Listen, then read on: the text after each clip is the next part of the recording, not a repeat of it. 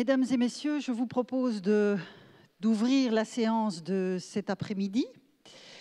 Et j'ai le très grand plaisir d'appeler au lutrin mon collègue Stéphane Verger, qui est archéologue, directeur d'études à l'École pratique des hautes études, spécialiste des mondes celtiques, étrusco-italiques et grecs, et qui brasse large dans les chantiers de fouilles auxquels il collabore et dont certains, je pense, qu'il les dirige, puisqu'il fouille à la fois en Italie du Sud, en Albanie et en Turquie. C'est donc à cette expérience large et variée qu'il va nous permettre de participer dans une certaine mesure, et je lui cède immédiatement la parole.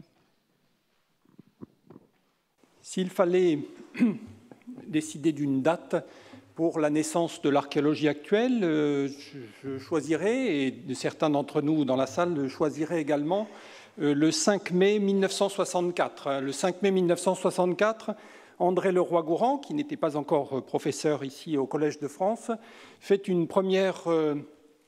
premier contrôle d'une indication qu'on lui donne dans une gravière près de Montereau, à Pincevent. On a trouvé des restes préhistoriques et commence alors une fouille qui est à l'origine d'une grande partie des évolutions de l'archéologie dans le dernier demi-siècle. Une fouille qui a été faite d'abord dans l'urgence. La drague s'est arrêtée à 3 mètres d'un campement de chasseurs-cueilleurs magdaléniens qui était parfaitement conservé. Et vous le voyez, très rapidement, la fouille se met en place. C'est une fouille scientifique, c'est une fouille anthropologique, d'anthropologie culturelle. On y retrouve là, pour la première fois, les traces de la vie de groupes humains qui existaient vers le 12 000 avant Jésus-Christ. On reconstitue les circulations à l'intérieur de l'habitat, les activités où on taillait le silex, les relations entre les personnes qui habitaient dans ce campement, l'alimentation, etc. C'était de l'anthropologie historique, mais André Leroi-Gourhan faisait la synthèse entre deux grandes tendances jusque-là opposées de l'archéologie, notamment en France, mais en Europe en général, des tendances qui étaient celles de la préhistoire, qui avaient été mises en place à la fin du XIXe siècle et qui étaient celles qu'il avait pu côtoyer à l'École pratique des hautes études, où il avait suivi notamment les séminaires de Marcel Mauss en anthropologie religieuse, et où il pouvait aussi bénéficier de la tradition de Paul Broca, le médecin qui avait fondé, dès les années 1860, un laboratoire d'anthropologie où les archéologues pouvaient porter les crânes, les ossements qu'ils trouvaient dans les fouilles, et c'était finalement l'un des premiers laboratoires d'anthropologie physique. Anthropologie physique, anthropologie culturelle, c'est finalement ce qu'il a mené de front pour constituer un laboratoire sur le terrain, qui est le laboratoire de Pincevent, qui est une sorte d'îlot à l'intérieur d'un contexte qui est beaucoup plus difficile. Les dragues anciennes ont laissé la place à des gravières de plus en plus importantes, et finalement ce laboratoire s'est fait aux dépens de la destruction d'un patrimoine archéologique qui existait vraisemblablement dans toute cette région qui se trouvait autour de Pincevent. Je l'ai dit, plusieurs évolutions de l'archéologie actuelle viennent de Pincevent et des expériences qui ont eu lieu par la suite. D'abord, la manière de concevoir le chantier archéologique comme un laboratoire expérimental. Le chantier archéologique, c'est notre laboratoire, comme les biologistes ont un laboratoire, comme les physiciens peuvent avoir un laboratoire.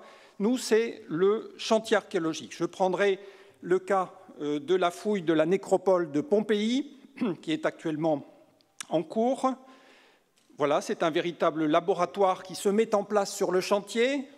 et qui permet d'étudier, de documenter de manière très précise, à la manière des préhistoriens des années 1960, les gestes rituels, les circulations à l'intérieur des enclos funéraires à partir d'objets de recherche qui sont ces petites structures archéologiques que sont les tombes, certes, mais également les restes de la commémoration des défunts, etc. Donc c'est le travail que mènent William Van Andringa et Henri Dudé avec leur équipe dans la nécropole de Pompéi.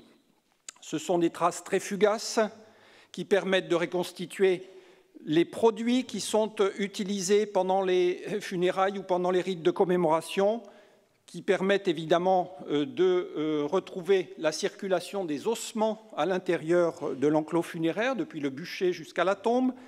Et finalement, on a ici, comme vous le voyez, des images qui ressemblent à celles d'un campement préhistorique.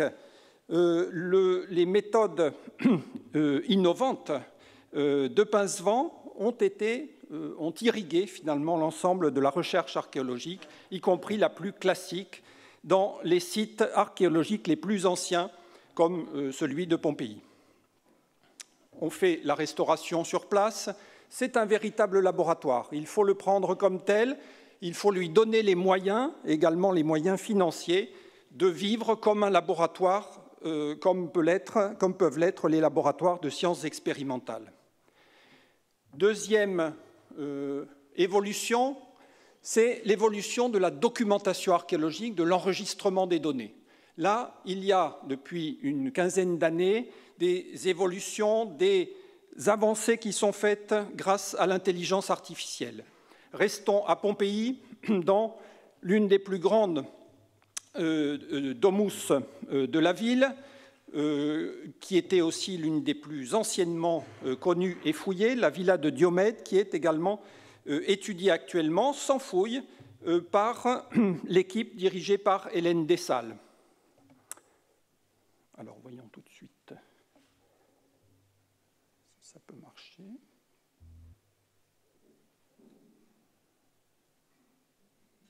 Oh.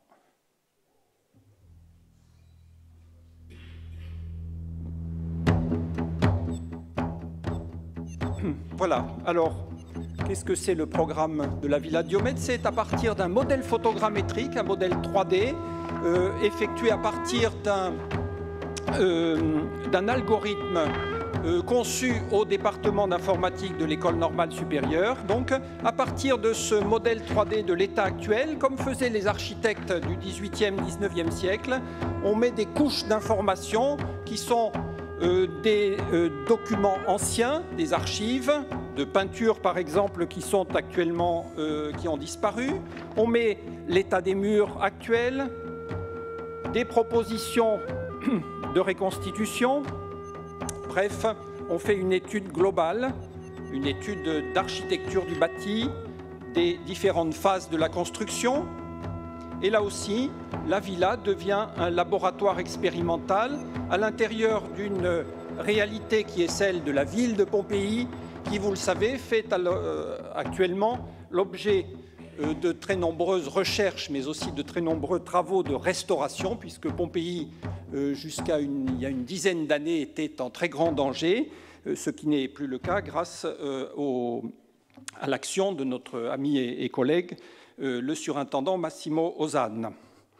Mais le laboratoire de la Villa Diomède apporte aussi des éléments qui sont très intéressants en histoire en général. C'est de l'archéologie, par exemple, des architectes qui ont visité le site de Pompéi. On sait que les architectes n'avaient pas forcément toujours l'autorisation de faire des relevés dans les maisons. Il y avait des gardiens qui les en empêchaient. Ils se cachaient derrière des colonnes pour prendre des croquis des architectures antiques. Eh bien, l'équipe d'Hélène Dessalles a pu retrouver à partir des dessins et du modèle 3D l'emplacement d'où ces architectes faisaient les dessins dans la villa. Il y a des centaines et des centaines, des milliers, plusieurs milliers de signatures de touristes. On peut faire une étude de l'histoire du tourisme à Pompéi à partir de l'étude de ces milliers d'inscriptions qui ont été traitées avec des méthodes de visualisation pour faciliter la lecture des inscriptions dont on reparlera plus tard. Mais le chantier est aussi un chantier de conservation, de préservation du patrimoine archéologique. Et évidemment, il y a des ingénieurs qui testent la vulnérabilité des structures en vue d'une meilleure conservation de cet ensemble. Troisième élément que l'on a vu pour Pincevent, l'urgence. L'archéologue travaille dans l'urgence. Pincevent, on a l'idée d'un chantier qui dure encore des décennies, où des archéologues grattent quelques fragments d'os. Eh bien, il faut avoir en tête le contexte que je vous ai montré de la drague qui est à quelques mètres de là, des gravières qui sont tout autour.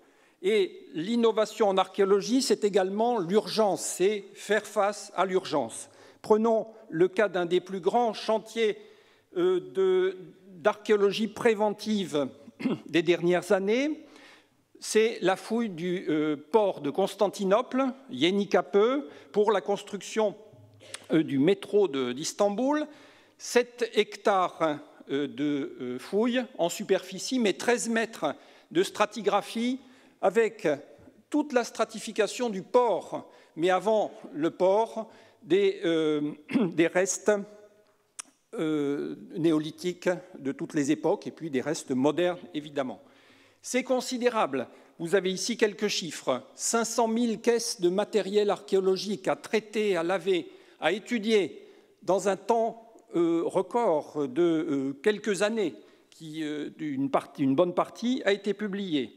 Mais c'est aussi une archéologie qui requiert une attention très précise et très importante, car on a là 36, je crois que c'est le dernier chiffre, le dernier nombre, 36 épaves qui avaient coulé lors d'un tsunami qui avait touché le port de Constantinople.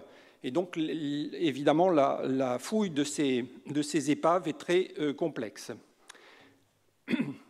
L'innovation en archéologie touche également des paysages entiers. Le laboratoire de l'archéologue, maintenant, qui étudie l'environnement, qui étudie l'adaptation de l'homme à l'environnement, c'est la région entière, ce n'est pas simplement le site comme à Pincevent.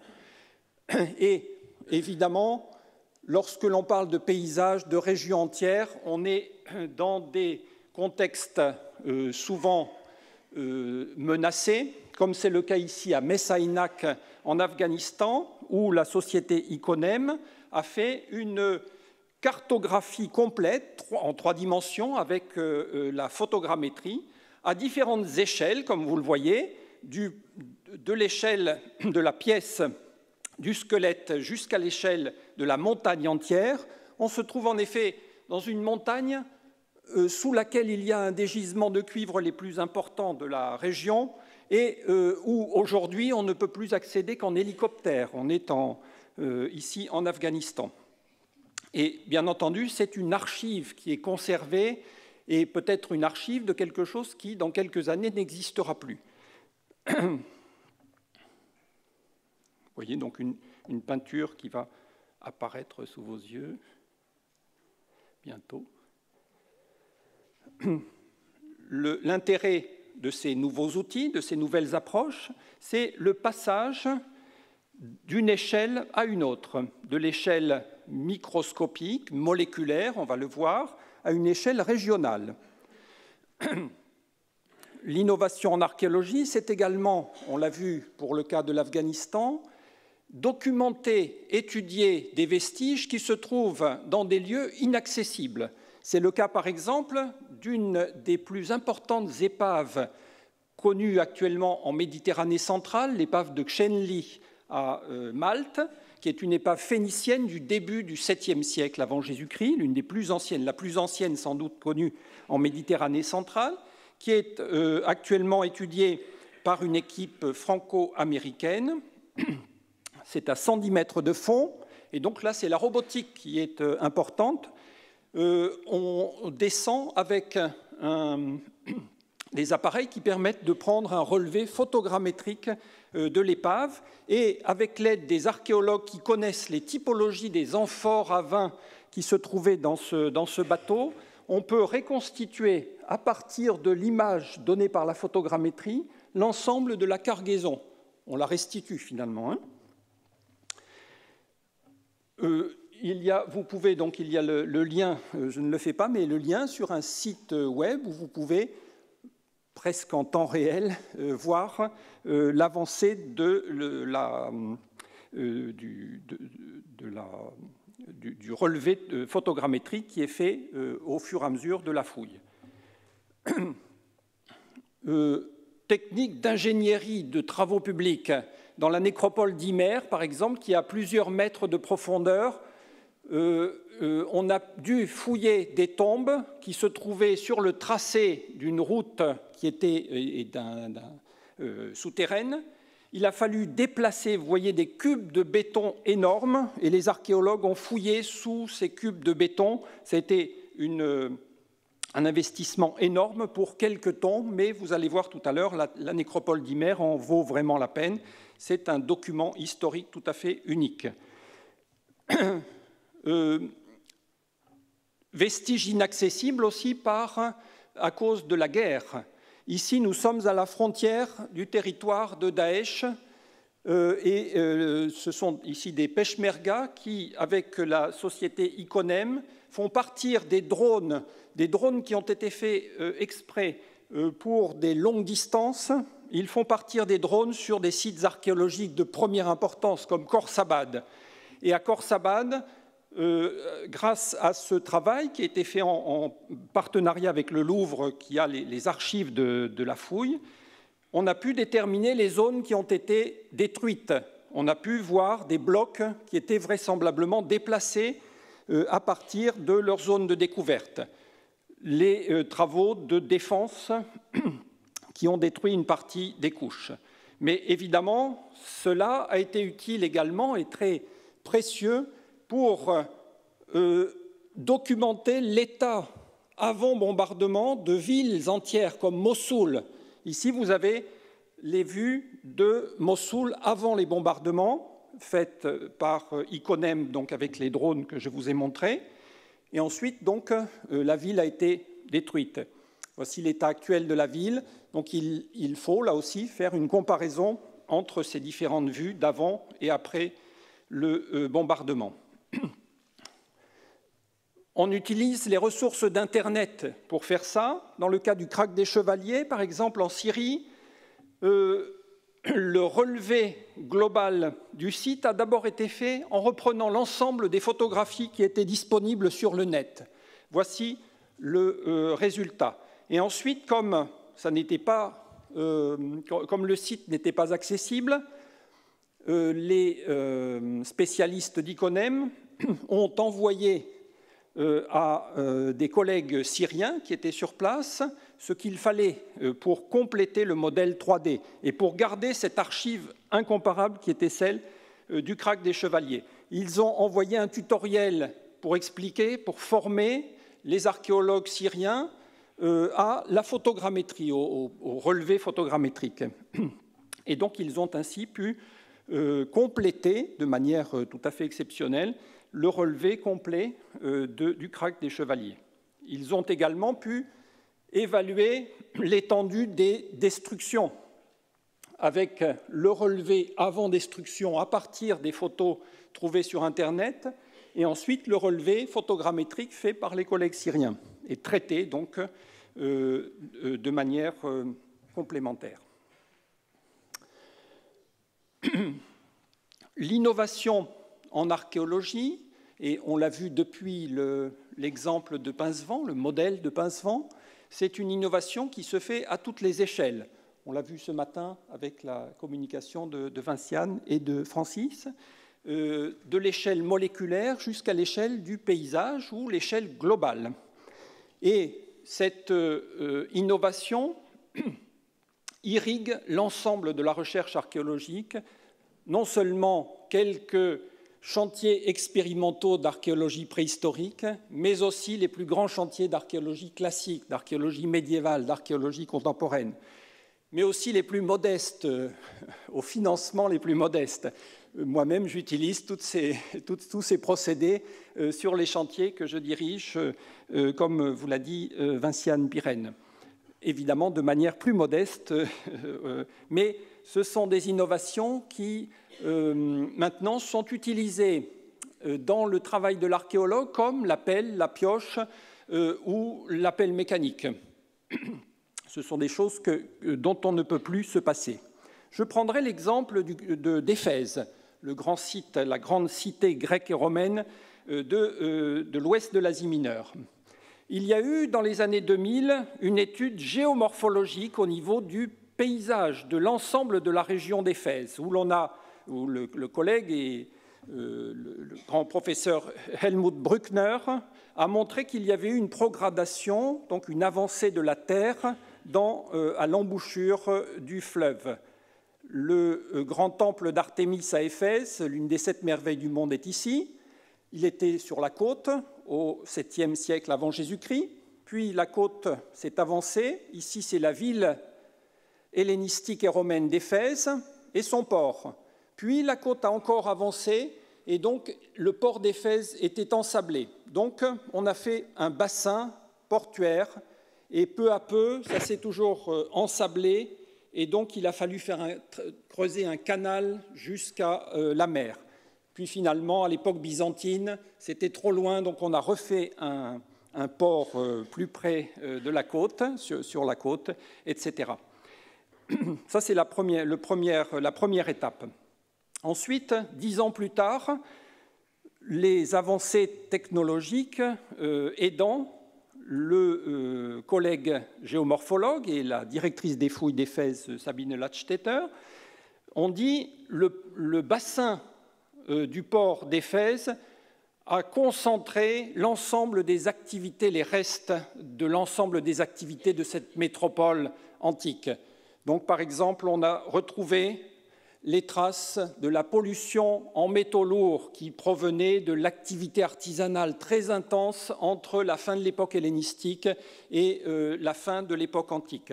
On a retrouvé, comme c'est le cas à Délos, et là on arrive au microscopique, on a retrouvé des parasites, des parasites intestinaux humains qui montrent là aussi la courbe de présence de ces parasites, et leur diversité aussi montre à la fois l'état de la population, l'état sanitaire, mais aussi la quantité d'habitants de la ville. Et donc on restitue de cette manière la dynamique historique qui est celle de cette grande métropole.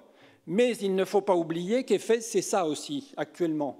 C'est l'innovation scientifique la plus précise, la meilleure qui soit au monde actuellement, mais c'est aussi le tourisme de masse, qui est également à l'origine de destruction, de pollution, de destruction dans le théâtre, par exemple. Donc les grands paquebots arrivent à Kushadase et ensuite il y a des cars qui amènent les quantités incroyables de touristes dans ce site qui est l'un des plus visités de Turquie.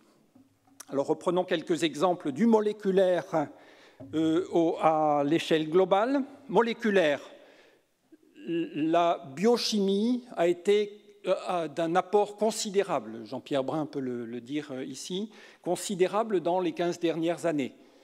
On peut maintenant, dans une tombe, grâce à la chromatographie, à la spectrométrie de masse à très haute résolution, on peut caractériser le contenu des vases dans une tombe, par exemple. Dans cette tombe de Vergès en Languedoc, on a pu dire que dans une cruche, il y avait du vin rouge. Ça n'étonnera pas Jean-Pierre. Mais dans une autre, il y avait du produit laitier. Dans une autre, il y avait une sorte d'infusion. Ça étonnera plus Jean-Pierre, peut-être. Et puis, dans une dernière, il n'y avait pas de traces. Donc, c'était peut-être la cruche à eau.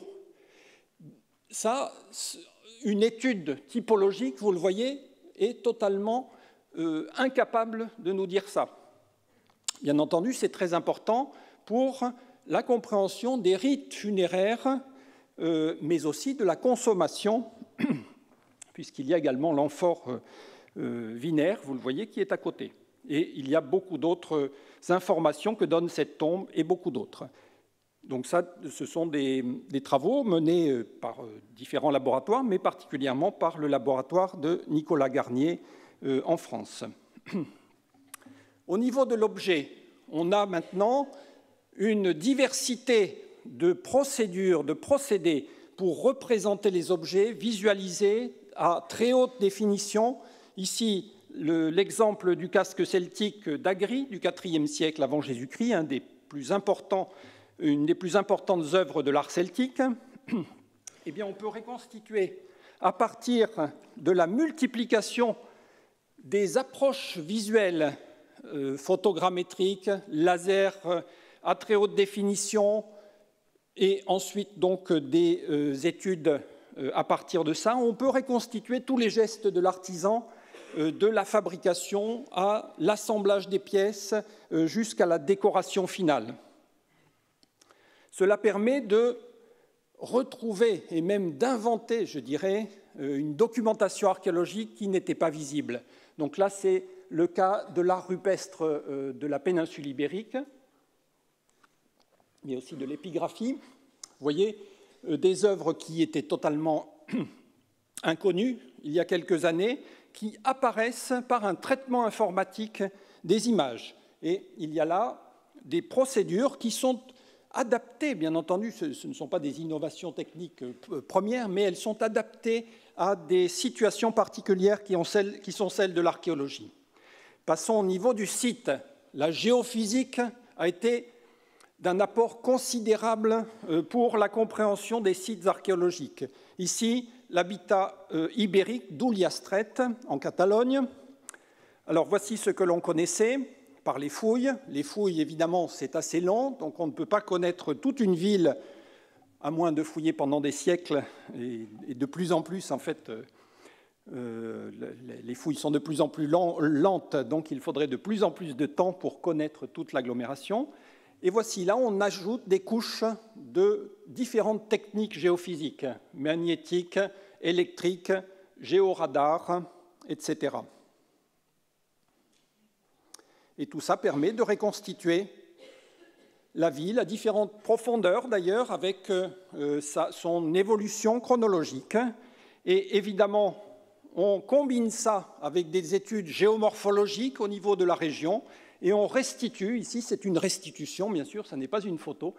La photo est là-bas à gauche. À droite, c'est la restitution de ce qu'était cet ensemble de sites autour d'Ullastret vers le IVe, IIIe siècle avant Jésus-Christ. Ce qui permet ça, ce sont des procédures nouvelles. Mais, alors si j'arrive à le faire, non, ça n'a pas l'air de marcher. Comme je l'ai dit, c'est l'urgence qui prime en archéologie. Et donc, il faut trouver des procédés qui, non seulement sont précis, mais sont rapides. Et maintenant, ce qui a changé complètement la géophysique, c'est la rapidité. On peut faire plusieurs hectares par jour, plusieurs dizaines d'hectares par semaine, plusieurs centaines d'hectares. Et ça, ce sont des innovations qui ont été initiées en archéologie, mais qui ont ensuite été utilisées pour l'agriculture sur des milliers d'hectares. Et ensuite, l'expérience investie en agriculture a été retransférée sur l'archéologie, et notamment sur l'archéologie préventive. Avant de faire une autoroute, avant de faire un tracé linéaire, comme on dit, on peut maintenant faire une prospection géophysique qui montre l'ensemble, alors pas tous évidemment, pas tous les vestiges, mais une partie des vestiges qui se trouvent sous terre. Donc c'est par exemple le cas ici. Voyons ici à proximité d'un petit village, rien, il n'y a rien.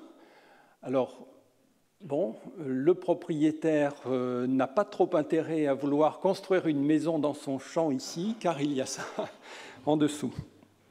Voilà, donc ça, ce sont des choses, évidemment, il y a quelques décennies, c'était l'archéologie aérienne, la géophysique à très grande échelle est également très importante. Le paysage. Il y a beaucoup d'études sur le paysage, les paysages archéologiques. Les dernières études portent par exemple sur une dimension que l'on oublie du paysage ancien, c'est le paysage sonore. Et on a fait des études sur la position des abris rocheux, des abris sous roches décorés préhistoriques. C'est alors dans différents pays d'Europe, de Méditerranée. Et on s'est aperçu que ceux qui étaient choisis pour, comme celui qui est là-bas, pour peindre des scènes, c'est ceux qui avaient des qualités acoustiques tout à fait particulières. Et donc ça explique finalement pourquoi on a choisi une cavité plutôt qu'une autre pour dessiner un certain nombre de motifs. Mais le paysage, ce sont également d'autres procédés qui sont utilisés pour le comprendre, comme le lidar, donc le laser aéroporté.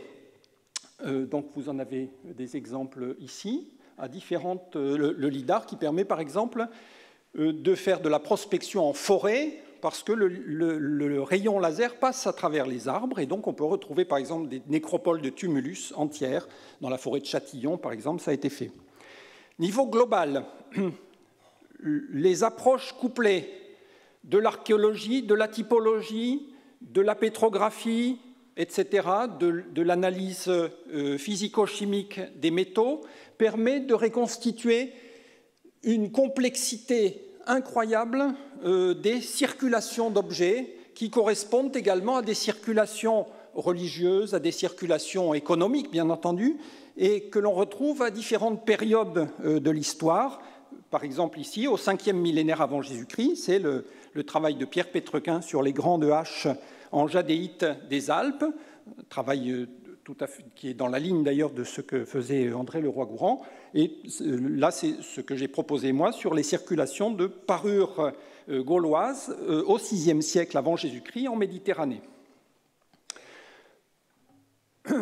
Alors tout cela, c'est, comme je vous l'ai dit, ce sont des expérimentations, mais ce sont des expérimentations qui sont primordiales quand on est face à un patrimoine unique qui va disparaître.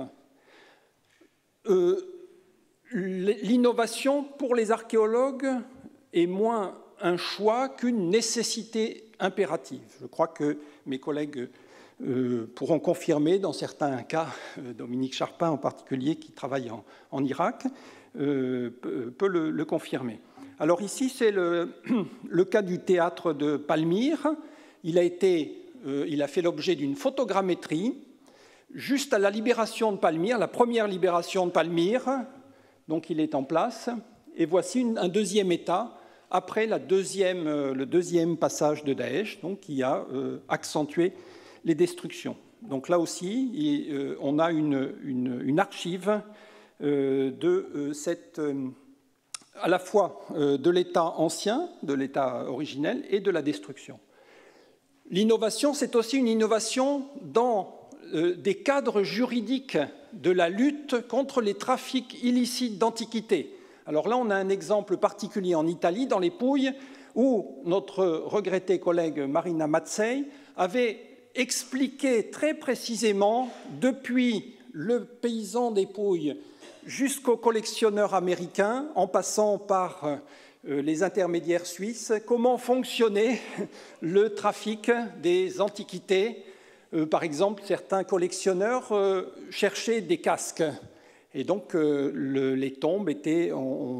Alors, les fouilleurs clandestins connaissent aussi les innovations faites par les archéologues. Parfois, ils sont même en avance. Et donc, ils faisaient passer une caméra. Ils regardaient s'il y avait un casque dans la tombe. Et s'il y en avait, donc, ils fouillaient. Sinon, ils laissaient la tombe intacte. Donc, ce sont des choses qu'il faut connaître. Et évidemment, ça a donné... la possibilité de rapporter en Italie des chefs-d'œuvre comme ceux-ci qui viennent de Canosa dans les Pouilles et qui étaient dispersés dans des musées du monde entier et notamment des États-Unis. La géophysique peut être utilisée aussi pour contrôler l'état de destruction des sites. Alors là, vous avez un site vous voyez, qui a été photographié par photo aérienne dans les années 1980. 92, première prospection géophysique, on voit toujours la même chose. 96, labour profond, le site a disparu. Voilà, alors là, évidemment, c'est trop tard, mais au moins, on sait ce qu'il en est. Il faut aussi lutter contre l'érosion. Alors, par exemple, on a montré qu'à Bamiyan, la menace principale, ça ne sont pas les talibans, finalement, les destructions des talibans, c'est l'érosion de la falaise de Bamiyan qui est terrible pour les vestiges. Ici, j'ai pris un cas d'érosion fluviale, un dépôt très important avec, vous voyez, de l'ambre, de la parure en bronze qui permet de reconstituer tout le vêtement d'une femme du 7e siècle avant Jésus-Christ. Eh bien, ce dépôt, 1 an plus tard, il aurait disparu complètement si les archéologues, Annie Dumont et Philippe Moya, en l'occurrence, n'avaient pas fait cette fouille d'urgence. Dernier point, l'une des innovations peut-être de l'archéologie depuis Pincevent, c'est une innovation qui a finalement été imposée aux archéologues avec le développement des travaux publics et notamment le développement des tracés linéaires, TGV, canaux, gazoducs, etc. Ces travaux, ce sont des bandes de 40 mètres, 50 mètres qui coupent un territoire sur des dizaines, des centaines de kilomètres. Et là, on a un échantillonnage presque aléatoire, je dirais, des vestiges archéologiques qui se trouvent sur ce territoire. Alors, je dis presque aléatoire parce qu'évidemment, les tracés autoroutiers suivent des parcours qui sont des parcours spécifiques. Et, par exemple, quand il y a eu toute l'installation des systèmes d'éoliennes sur les sommets des collines, on a vu qu'il y avait là d'autres types de vestiges que dans les plaines, hein, par exemple, où pouvaient passer les TGV ou les autoroutes. Mais quoi qu'il en soit, on a là un échantillonnage presque aléatoire. Donc, alors c'est très important parce que, comme cela, on a une idée nouvelle, ça a révolutionné la connaissance que l'on avait des territoires, de l'organisation des territoires, depuis la préhistoire jusqu'à l'époque contemporaine. Mais ça a attiré l'attention aussi sur des vestiges qui n'étaient pas de l'ordre de l'archéologie jusqu'à il y a peu de temps. C'est ainsi que l'archéologie de la Grande Guerre s'est développée considérablement avec ces travaux publics. Donc je vous montre des exemples. On a appliqué à des sites, à des paysages contemporains, des méthodes qui avaient été celles d'André Leroi-Gourhan à Pincevent pour les chasseurs-cueilleurs magdaléniens. Et là aussi, les procédures sont les mêmes. Et les procédures, par exemple, de la géophysique, du lidar, ici, permettent de reconstituer des pans entiers du front de la Grande Guerre, qui était connu par des archives, bien entendu, mais qui apparaissent de manière plus vivante, je dirais, qu'on ne le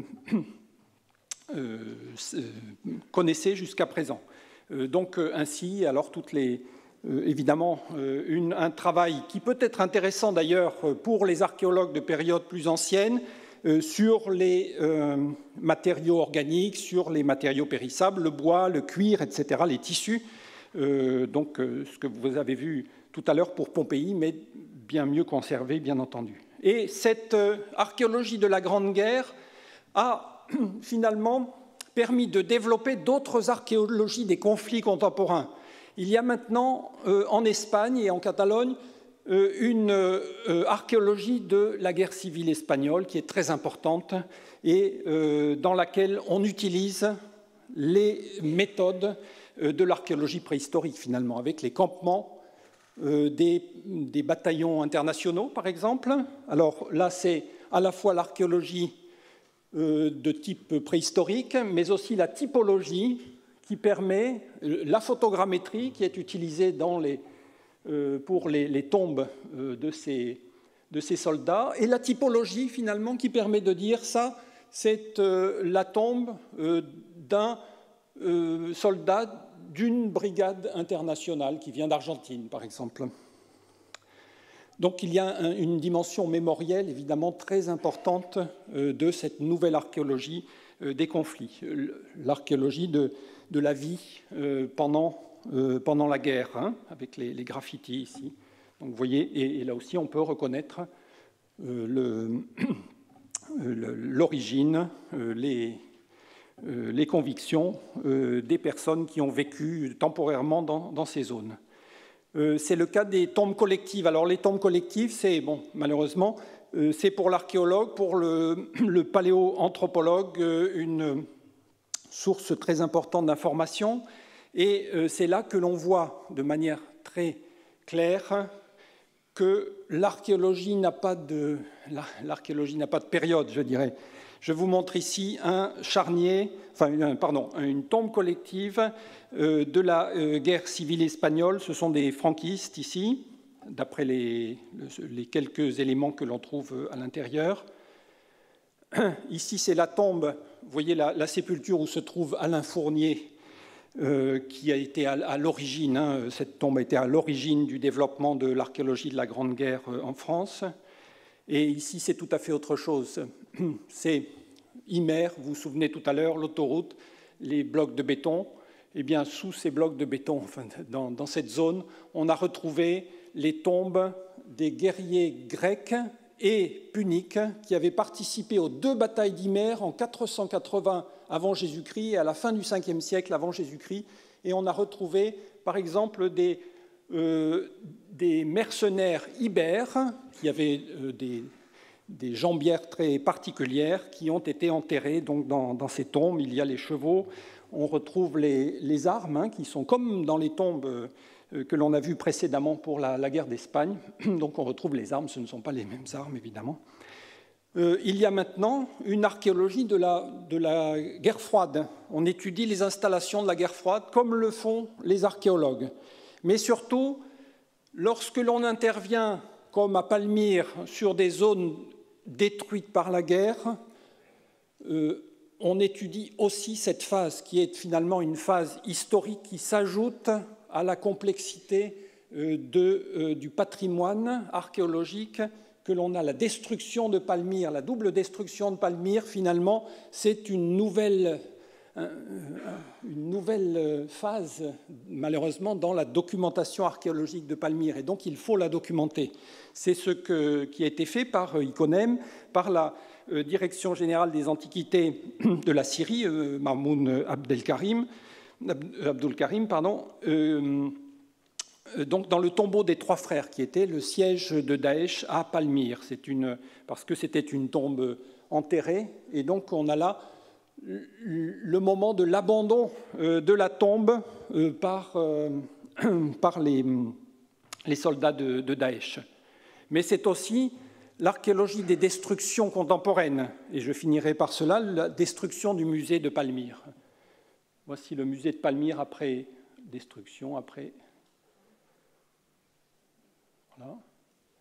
Et voilà, donc on la traite de la même manière que les vestiges archéologiques. Le musée, dans le musée de Palmyre, il y a les antiquités, mais il y a aussi une nouvelle phase historique du musée, il y a une nouvelle phase historique de Palmyre qu'il faut documenter, et les procédés innovants de la photogrammétrie sont utilisés également pour documenter, pour préserver la mémoire de ce qu'a été la destruction du musée de Palmyre, de la même manière qu'à Notre-Dame, il a fallu faire aussi un état, je pense photogrammétrique, de l'état juste après la destruction. Voilà, 50 ans à peu près après le premier coup de truelle à Pincevent, voilà l'évolution de l'archéologie. Alors finalement, on peut dire, cette archéologie, elle vient de Pincevent, mais elle a été tellement transformée par le contexte historique, par les guerres, par les destructions, qu'elle s'est transformée complètement. Mais si l'on considère, comme André Leroi-Gourhan, que le chantier archéologique est un laboratoire expérimental d'anthropologie historique, d'histoire en général, en milieu hostile, dans une condition d'urgence, on comprend que l'innovation en archéologie n'est pas un choix, encore une fois, mais c'est une nécessité impérieuse dans la guerre que nous devons mener constamment contre la destruction irréversible de ces archives du sol. Merci.